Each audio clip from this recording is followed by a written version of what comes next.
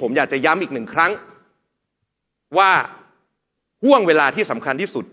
ของพ่อแม่พี่น้องประชาชนไทยในการเลือกตั้งครั้งนี้ก็คือการเลือกตั้งในวันที่ 8 กุมภาพันธ์กาเพื่อสร้างการเปลี่ยนแปลงกาเพื่อสร้างรัฐบาลประชาชนครับทุกท่านครับในปี 2569 นี้จะเป็นปีที่ประเทศไทยเติบโตช้าที่สุดในอาเซียนครับทุกท่านทราบดีแต่ความน่ากลัวไม่ได้อยู่เพียงแค่ตัวเลข GDP ที่สะท้อนการเติบโตเศรษฐกิจที่เรารั้งท้ายอาเซียนครับ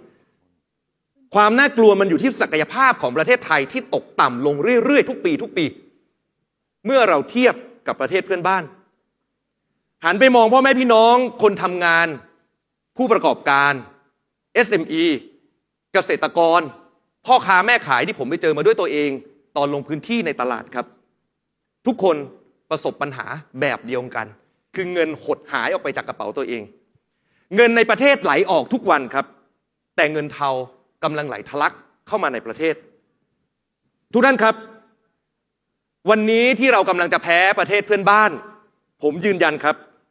เราไม่ได้แพ้เพราะคนไทยไม่เก่งแต่เพราะระบบสีเทาๆที่อยู่ในประเทศไทยนี่แหละครับที่วันนี้คนที่อยู่ในประเทศนี้แข่งกันที่ตรงไหนแข่งกันตรงที่ใครมีสีใครมีเส้นใครมีสวยคนนั้นคือผู้ชนะไม่ได้แข่งกันที่คนที่มีความรู้ความสามารถครับปัญหาวาระเร่งด่วนของประเทศไทยครับคือการปฏิรูประบบบริหารราชการแผ่นดินให้ลีนและคลีนเพื่อทำให้นักลงทุนเกิดความเชื่อมั่นครับมีเม็ดเงินลงทุนใหม่ๆไหลกลับเข้ามาในประเทศเงินลงทุนคุณภาพเท่านั้นที่จะสามารถสร้างงานคุณภาพได้เราเห็นการแสดงความเห็นของผู้บริหารเทสลาใช่ไหมครับจะเข้ามาลงทุนในประเทศไทยต้องทำยังไงครับจ่ายสวยทุกขั้นตอน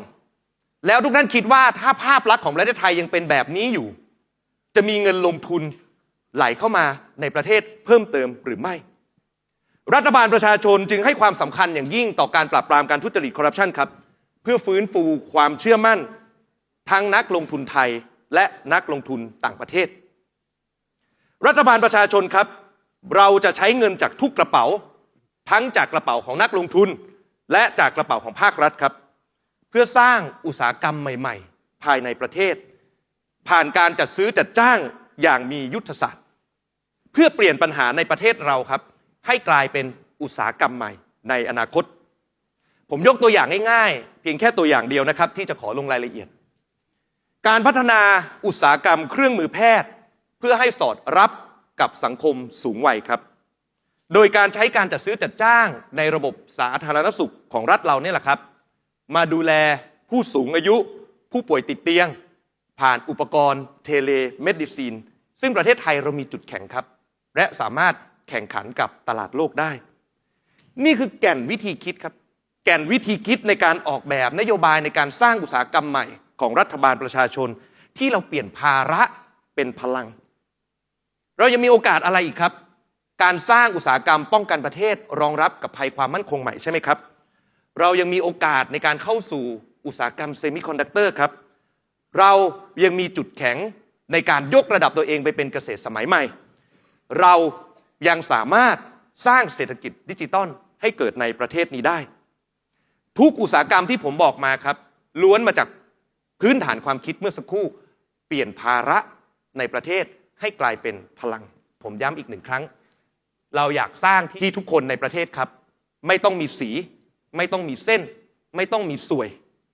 พวกเขาก็สามารถเติบโตได้บนลำแข้ง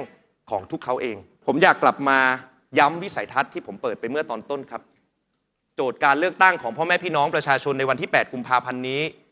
ไม่ใช่แค่การเลือกจะให้พรรคการเมืองใดพรรคการเมืองหนึ่งชนะการเลือกตั้งและเข้ามาเป็นรัฐบาลโจทย์ของประชาชนทุกคนคือการตั้งรัฐบาลประชาชน